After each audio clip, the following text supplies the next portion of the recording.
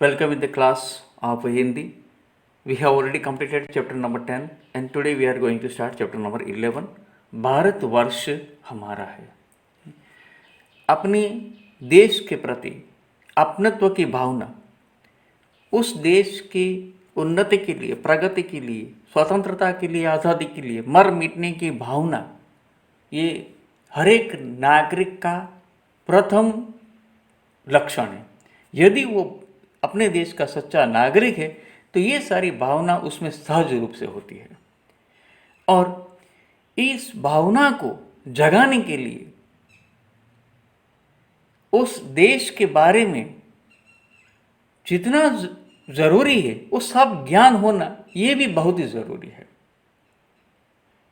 क्योंकि जब तक हम अपने देश के बारे में भली भांति जानते नहीं है, उसके पूर्व काल के बारे में नहीं जानते हैं कि वो हमारे पहले हमारे देश में कैसी कैसी परिस्थिति थी, किस कारण ये परिस्थितियों का निर्माण हुआ। हम कई बार इनक्रेडिबल इंडिया की बात करते हैं तो incredible India is a movement to create self proud towards our country.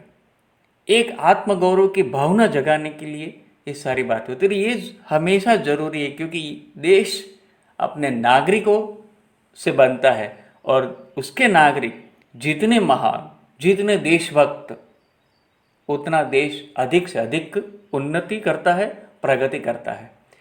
और हम ये जानते हैं कि आगे का भविष्य आप हो। हमारे देश में अभी हमारा देश युवाओं का देश कहा जाता है क्योंकि पूरे विश्व में यदि देखा जाए तो सबसे ज़्यादा युवा धन भारत में है और ये युवा धन ही है कि जो कुछ परिवर्तन ला सकता है। इसलिए आज हम देखने जा रहे ये कविता भारतवर्ष हमारा है, जो बालकृष्ण शर्मा, जिनका तखल्लुस या तो उपनाम नवीन है, इनके द्वारा रची गई है। देश प्रेम से भरपूर ये काव्य है। हाँ, ये बात और है कि ये स्वातंत्र काल में स्वातंत्र के पूर्व काल में लिखी गई है। यानी जब हमारा स्वातंत्र प्राप्त करने के लिए अंग्रेज़ों के खिलाफ हमारा आंदोलन जब जोर शोर पे चालू था, तब यह कविता लिखी गई है। और इसमें जो संख्या बताई गई है, भारतवासियों की संख्या, वो भी उस समय को ध्यान में रखकर कवि ने लिखी हुई है। आज हम जानते हैं कि हम 125 करोड़ भारतवासी हैं। यदि चाहे तो क्या नहीं कर सकते, लेकिन नहीं कर सकते हैं क्योंकि हमारे देश को उन्नति के राह पर ले जाने का ये हमारा प्रथम कर्तव्य रहा ही नहीं है। हम जो कुछ भी कर रहे हैं सिर्फ हमारे लिए कर रहे हैं। इस भावना से ऊपर हटकर जब हम देश के लिए कुछ करना चाहेंगे, देश को आगे बढ़ाना चाहेंगे, तब निस्संदेह हमारा देश जो है वह आगे बढ़ सकता है। और ये आप कर सको, इसलिए ये काव्य मैं आपको समझाने जा रहा हूँ। वैसे क्वेश्चन आंसर कोई बड़ी बात नहीं है, वो तो पढ़ लिए, रट्टा मार लिया और एग्ज़ाम में लिख लिया, लेकिन भावनाओं को समझना, उस भावनाओं को मूर्तिमत रूप देने की कोशिश करना, यही खास ज़रूरी है कि जो हम इस लेसन में से सीखें। तो हम देखने जा रहे कविता। इस कविता के रचयिता है बालकृष्ण शर्मा, जिनका तखल्लुस नवीन है। आपका जन्म सन 1897 ईस्वी सन में हुआ था और निधन सन 1960 ईस्वी सन में। बालकृष्ण शर्मा का जन्म मध्य प्रदेश के शाहजहाँपुर परगने के मदाना गांव में हुआ था। 11 वर्ष की आयु में इनकी शिक्षा आरंभ हुई। ये उच्च शिक्षा के लिए कानपुर आए, किंतु गांधी जी के आह्वान पर वे कॉलेज छोड़कर राजनीति में सक्रिय हुए। स्वतंत्रता आंदोलन का उन पर गहरा प्रभाव पड़ा, इसलिए राष्ट्रभक्ति और अन्याय के प्रति विद्रोह की चिंगारी उनके भीतर प्रकट हुई। अपने लंबे राजनीतिक जीवन के दौरान इन्हें कई बार जेल जाना पड़ा। वे ये लोकसभा और राज्यसभा के सदस्य भी रह चुके हैं। कुछ समय तक इन्होंने प्रभा और प्रताप पत्रों का संपादन भी किया। भारत सरकार द्वारा इन्हें पद्म विभूषण से सम्मानित किया गया है। कुमकुम, रश्मि रेखा, उर्मिला तथा हम विष पाई जन्म के आदि इनकी सुप्रसिद्ध रचनाएं हैं। भारतवर्ष हमारा है काव्य राष्ट्र प्रेम से भरपूर है। स्वतंत्रता की लहर से भारत के नवनिर्माण के लिए कवि ने आह्वान किया है। कवि ने यहाँ जनमन के उत्साह को व्यक्त किया है। तो जैसे मैं कह चुका हूँ कि परिप्रेक्ष्य बदल चुका है। आज हमारा देश आज़ाद हो चुका है, लेकिन फिर भी कई बार ऐसा मन में ख्याल उठता है कि देश आज़ाद है, लेकिन क्या हम आज़ाद हैं? देश आज़ाद है, लेकिन क्या हम उस पर गौरव कर सके उतनी प्रगति इन्होंने की है? हमारा देश कर पाया है? यदि नहीं कर पाया है तो इसकी वजह देश नहीं है, हम हैं। क्योंकि हमने कुछ ऐसा काम नहीं किया है कि जिसके कारण देश प्रगति के पथ पर जा सके। हाँ, आज जो कुछ भी दिखाई दे रहे वो हमारे पूर्वजों की दी हुई देन है। आज भी नो डाउट इसरो और दूसरी ऐसे कई वैज्ञानिक संस्थान है कि जहाँ पर हम बड़े गौरव के साथ कह सकते हैं कि ये लोग देश के लिए काम कर रहे हैं और इनके कारण हमारा देश उन्नति पा रहा है। आज गिने चुने ऐसे देश कि जो अवकाश संशोधन में माहिर है, उनमें हमारा देश का नाम बड़े आदर से लिया जाता है। लेकिन इसमें हम कहाँ है? हमने हमारे देश के लिए क्या कंट्रीब्यूट किया है आज तक? ये हमें सोचने की बात है। और आज हमारे जो प्रधानमंत्री हैं नरेंद्र मोदी, वो भी कह रहे हैं आत्मनिर्भर भारत। हमें दूसरों पर की जो निर्भरता है वो कम करनी है और अपने आप निर्भर बनना है। यानी कुछ नए नए संशोधन, इन्वेंशन हमें करने पड़ेंगे, जिसके कारण हम किसी और पर निर्भर ना रहे। ये कविता में समाविष्ट नहीं है, लेकिन ये मेरे अपने विचार है कि हम किस तरह से अपने देश को आगे ले जा सके। और आप ये धरोहर हो, आप भविष्य हो, इसलिए आपसे बता रहा हूँ। अब मैं कविता समझाने जा रहा हूँ, आप ध्यान से सुनेंगे। कोटि कोटि कंठों से निकली आज यही स्वरधारा है, भारतवर्ष हमारा है, यह हिंदुस्तान हमारा है। कोटि माने करोड़ और कंठ माने गला। तो स्वरधारा माने जो हमारी जो वाणी होती है। कवि कहते हैं क्योंकि स्वातंत्र प्राप्त करने का जो समय था, जब हम अंग्रेजों के गुलाम थे, उस समय रची गई ये कविता। इसलिए देश के लोगों में स्वातंत्र प्राप्त करने की भावना जगाने के लिए एक कविता रची गई है। इसलिए तो ऐसे शब्दों का इसमें प्रयोग हुआ है कि करोड़ों कंठों से निकली यह स्वरधारा है कि भारतवर्ष हमारा है, यह हिंदुस्तान हमारा है। आज ब्रिटिशर इसके राजा बनकर बैठे, इसके मालिक बनकर बैठे, लेकिन नहीं, इनको किसी भी तरह से हटाना है क्योंकि भारतवर्ष हमारा है। अब क्या बात है इस देश की खास, जिस दिन सबसे पहले जागे नव सृजन के सपने घने, जिस दिन देश काल के दो दो विस्तृत वितान बतने, जिस दिन नभ के तारे छिटके, जिस दिन सूरज चांद बने, तब से है ये देश हमारा, यह अभिमान हमारा है, भारतवर्ष हमारा है।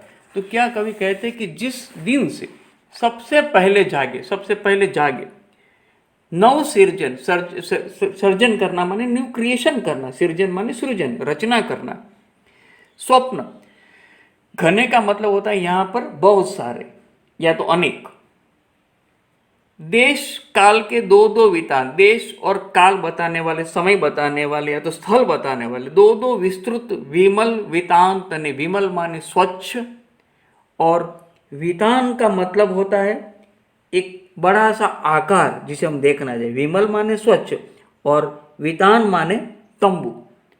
अब ये कौन से दो विस्तृत तंबू पर है? एक हमारे ऊपर जो आकाश है, विस्तृत आकाश, और दूसरा यह धरती। और जिस दिन नभ के तारे छिटके, नभ में, आसमान में जब तारों ने जन्म लेना शुरू किया, जिस दिन सूरज और चांद बने, तब से ये हमारा देश है। मतलब हमारा देश आदि अनादि से है, पौराणिक काल से है। तो कवि भारतवर्ष के गौरव का बखान करते हैं। वे कहते हैं कि भारतवर्ष में रहने वाले करोड़ों लोगों के कंठों से यह स्वर निकल रहा है कि भारतवर्ष हमारा है, यह हिंदुस्तान हमारा है। वे कहते हैं कि हमारा भारतवर्ष अत्यंत प्राचीन और गौरवशाली देश है। जब सबसे पहले विश्व के रचयिता के मन में विश्व के निर्माण करने का ख्याल आया था, जिस समय धरती और आकाश का निर्माण हुआ था और जब से आकाश में सूर्य और चांद अस्तित्व में आए थे तथा आकाश में सर्वत्र तारे फैल गए थे। छिटकना, छिटकना माने छिटकना, स्प्रेड होना, फैल गए थे, तब से हमारा यह भारत देश अस्तित्व में है। अपने देश पर हमें गर्व है। भारतवर्ष हमारा है, यह हिंदुस्तान हमारा है। ये पहले स्टांजे की बात है। अब दूसरा देखते हैं। जबकि घटाओं ने सीखा था सबसे पहले गहराना, पहले पहले हवाओं ने जब सीखा था हराना, जबकि जल्दी सब सीख रहे थे सबसे पहले लहराना, उसी अनादि आदि क्षण से यह जन्म स्थान हमारा है, भारतवर्ष हमारा है, यह हिंदुस्तान हमारा है। तो देखो यहाँ पर कवि ने प्रास बिठाने के लिए कुछ प्रासयुक्त शब्दों का प्रयोग किया है जो थोड़े नवीन है। घटा, घटा माने जब बाद आसमान में जब घटा छाती है, बादलों की घटा, और जब वो उमड़ती है, गहराना मतलब उमड़ना, घटा के साथ उसका प्रास बैठे इसलिए गहराना शब्द का कवि ने उपयोग किया है। गहराना मतलब उमड़ना। जब हवा ने सबसे पहले सीखा था हराना, अब ये हराना मान ले कुछ ऐसे जिसको हम कहते हैं कि कुछ साउंड देते हैं, जिस तरह से हवा जब बहती है पूरजोश में और जो आवाज आती है, उस आवाज को कवि ने यहाँ पर शब्द रूप दिया है हराना। तो हवा, तेज हवा से चलने वाली आवाज जिसे हराना कहते हैं। और लहराना मतलब आप जानते हैं पानी में जिस तरह से लहरें उठती है।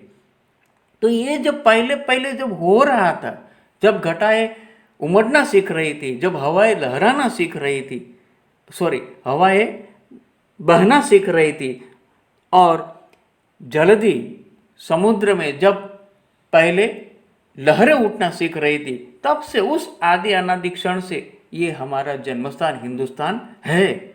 और मतलब ये बहुत ही पुरातन देश है और इस पर हमारा देश इस दुनिया में सबसे आगे था उस समय। आप भी जानते हैं उस समय जो भी संस्कृति बढ़ी पली, कहते हैं कि भारतवर्ष हर एक संस्कृति का पलना है। यहाँ पर हर एक संस्कृतियों ने जन्म पाया है और जन्म पाने के बाद इसका पालन पोषण भी यहाँ हुआ है। तो इतना प्राचीन और महत्तम हमारा देश है। हाँ, क्या कारण कि कई सैकड़ों सालों की गुलामी हमने भुगती है और आज भी ये गुलामी हमारे मन मस्तिष्क में पड़ी हुई है। इसे निकाल फेंकना बहुत ज़रूरी है। कविता भले, इसलिए मैं बार बार कहता हूँ, कविता भले प्राचीन थोड़ी पुराने ज़माने की है, पुराने समय की है। अब हम स्वतंत्र हो चुके हैं, लेकिन हमें पूर्ण रूप से स्वतंत्र होना बाकी है, क्योंकि जब तक हम किसी भी प्रकार से भारतवासी एक या दूसरे कारण दूसरे पर निर्भर रहेंगे, तब तक हमारी स्वतंत्रता बनी नहीं रह सकती। अब आगे बढ़ता हूँ। गरज उठे 42 कोटि जन, सुनिए वचन उछाह भरे, कांप उठे प्रतिपक्षी जनगण, उनके अंतस्थल सिहरे, आज नए युग के नयनों से ज्वलित अग्नि के पुंज भरे, कौन सामने आएगा, यह देश महान हमारा है, भारतवर्ष हमारा है, यह हिंदुस्तान हमारा है। तो देखो यहाँ पर कवि ने शब्द प्रयोग किया 42 कोटि जन, यानी 42 करोड़। मैंने पहले ही बताया उस समय भारत की जो गिनती थी वो इतनी थी। भारत की जो वस्ती थी, जितने लोग भारत में बसते थे, वो 42 करोड़ के आसपास थे। आज 125 करोड़ है। और ये हिंदुस्तान हमारा है, भारतवर्ष हमारा है। दूर उठो, दूर उठो ये दुनिया वालों, हिंदुस्तान हमारा है। ये जब प्रचंड हाक, ये उत्साह भरे वचन, उत्साह माने उत्साह से भरे, ये उत्साह भरे वचन जब प्रतिपक्षी ने सुने, यहाँ पर प्रतिपक्षी माने अंग्रेज की जो उस समय हमारे पर राज कर रहे थे, तो जब उन्होंने सुने ऐसे उत्साह से भरे वचन कि तुम्हें यहाँ से जाना है, क्विट इंडिया, तब उनके अंतःस्थल सितरे। अंतःस्थल मतलब हृदय, सिहरना मतलब कांपना, उनके हृदय कांप उठे। आज नए युग के नयनों से प्रज्वलित अग्नि के पुंज भरे।